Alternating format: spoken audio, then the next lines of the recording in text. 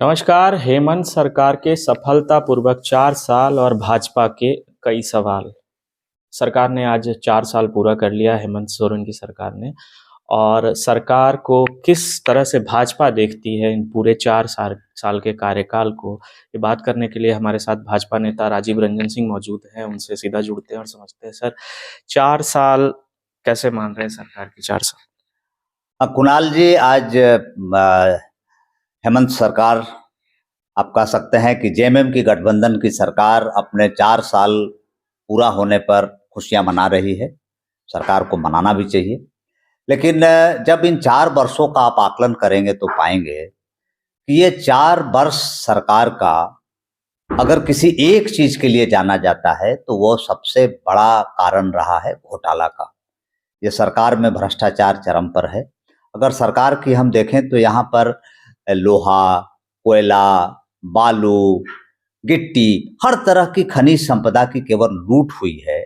और भ्रष्टाचार की चरम सीमा को इसलिए भी कहा जा सकता है कि इसी सरकार के कार्यकाल में 2-2 आईएएस ऑफिसर जेल गए, जो अभी भी जेल में हैं।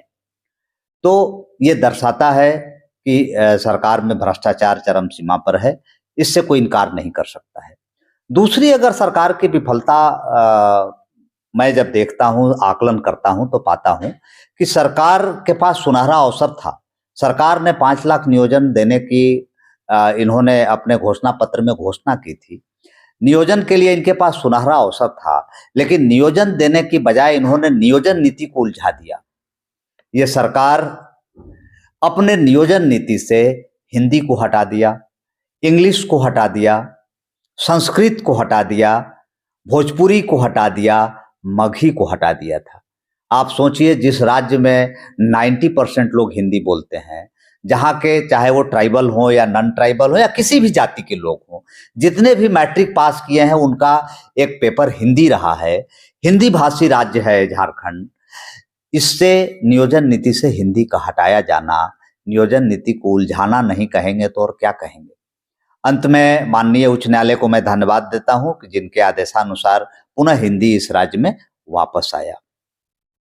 दूसरी, अगर इस सरकार की विफलता देखें तो 1932 का खतियान जो 2001 में इसके प्रयास किया गया था, वो 2001 में ही सफल नहीं हुआ। हाईकोर्ट ने भी उसको मान्यता नहीं दी और वो बात खत्म हो गई थी। फिर से 1932 के खतियान को ला करके ये सरकार यहाँ के जुआओं को बाहरी भीतरी में उलझा दिया।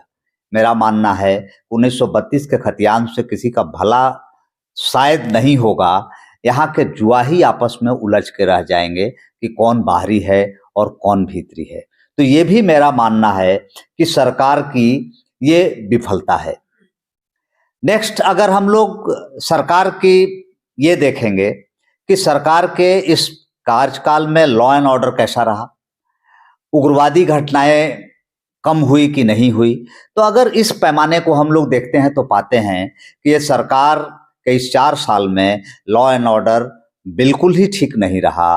कई घटनाएं हुई, इवन रांची राजधानी में भी विधि व्यवस्था की घटना हुई, जमशेदपुर में विधि व्यवस्थाएं की लगातार घटना हो रही है, पूरे राज्य में घटनाएं हो रही हैं। और अगर उग्रवाद को देखें तो कोल्हान में उग्रवाद की घटनाएं पहले की अपेक्षाएं बढ़ी हैं। हाल के दिनों में कई मुठभेड़ हुए हैं जिसमें कि हमारे पुलिसकर्मी घायल हुए हैं। उग्रवादियों का मनोबल कहीं ना कहीं बढ़ा है। अगर इस सरकार को विकास के पैमाने पर हम अगर तौलते हैं तो ऐसा एक भी उल्लेखनीय कार्य इन 4 वर्षों में सरकार का नजर नहीं आता है जो कि विकास के पैमाने पर पूरे देश में कहने के लिए हो ये राज्य सरकार अपने बूते ये विकास का काम किया है। तो इस तरह से आप सभी क्षेत्रों में न तो इस सरकार 4 साल में कोई नया एजुकेशन का कोई बड़ा कॉलेज खोले, ना कोई इंजीनियरिंग कॉलेज, मेडिकल कॉलेज जो खुले हैं उसमें कोई उल्लेखनीय प्रगति की गई। कोई भी ऐसा, न तो सरकार ने कोई स्टेट हाईवे 4 लेन बनाया, ना टूरिज्म के क्षेत्र में सरकार ने कोई काम किया, जबकि यहाँ टूरिज्म का बहुत स्कोप है। अगर टूरिज्म के क्षेत्र में काम होता तो आज नेतरहाट एक खूबसूरत टूरिस्ट प्लेस हमारे यहाँ हो सकता था। तिलैया डैम एक खूबसूरत वाटर राफ्टिंग का सेंटर हो सकता था। चांडिल डैम एक खूबसूरत वाटर राफ्टिंग का सेंटर हो सकता था। दलमा हिल्स को हम लोग एक खूबसूरत ट्रैकिंग सेंटर बना सकते थे। हमारे यहाँ ऐसे कई आप समझ सकते हैं कि नेशनल पार्क हैं, जो कि जैसे अगर बेतला पार्क को हम लोग देखें, बेतला नेशनल पार्क, तो वहाँ पर नाइट सफारी और डे सफारी शुरू हो सकता था। हमारे पास हजारीबाग में नेशनल पार्क है। तो कई जगह पर हमारे यहाँ एक हिल स्टेशन आप कह सकते हैं पारसनाथ है, हमारे यहाँ किरूबुरु हिल स्टेशन है, लेकिन सरकार ने कहीं कोई ऐसा उल्लेखनीय कार्य नहीं किया। इस झारखंड में आपको जानकर आश्चर्य होगा कि एशिया का सबसे टॉलेस्ट मतलब हाईएस्ट फॉल, सबसे ऊंचाई का फॉल हमारे झारखंड में है, वो नेतरहाट में लोध फॉल है। तो इन सब चीजों में इतना स्कोप था जो कि सरकार चाहती तो डेवलप कर सकती थी, लेकिन तो कमी कहाँ रह गई? कमी सरकार की इच्छा शक्ति में हम कह सकते हैं। सरकार अपने ही हुए बुने हुए जालों में उलझ के रह गई। काश ये नियोजन नीति की छेड़छाड़ नहीं करते, काश ये 1932 के खतियान के छेड़छाड़ नहीं करते, तो ये अपने ही नीतियों में उलझ करके रह गए। तो इसीलिए मैं मानता हूं और सरकार को कहना चाहता हूं कि अब 1 वर्ष जो बचे हैं, इसमें कम से कम आप ऐसा काम करें जो कि आपको इलेक्शन में जाने के पहले कहने लायक हो कि मैंने ये काम किया है। आकलन करना हो 10 में से कितने अंक दीजिएगा सरकार को?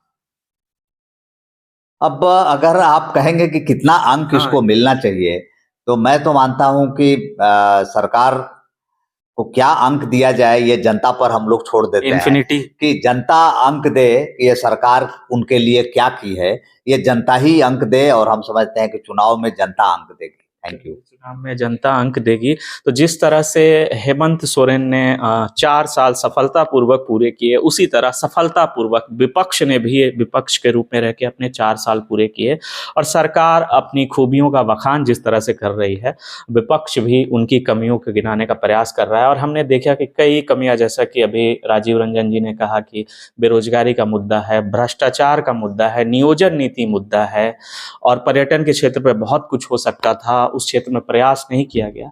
तो ये सारे मुद्दे कहीं ना कहीं 2024 में उभर कर सामने आएंगे और चुनाव में ये मुद्दे हावी रहने वाले हैं। वीडियो जर्नलिस्ट शाहिल अस्ताना के साथ कुमार कुणाल, न्यूज़ टेल, जमशेदपुर। बेहतरीन खेतों से आती है लक्ष्मी रसोई का प्रीमियम क्वालिटी हल्दी पाउडर, जो है हल्दी के गुणों से परिपूर्ण और जो रखे आपकी सेहत का ख्याल, हर डिश की रंगत और उसकी स्वाद बढ़ाए। लक्ष्मी रसोई का प्रीमियम क्वालिटी हल्दी पाउडर आज ही घर ले आइए।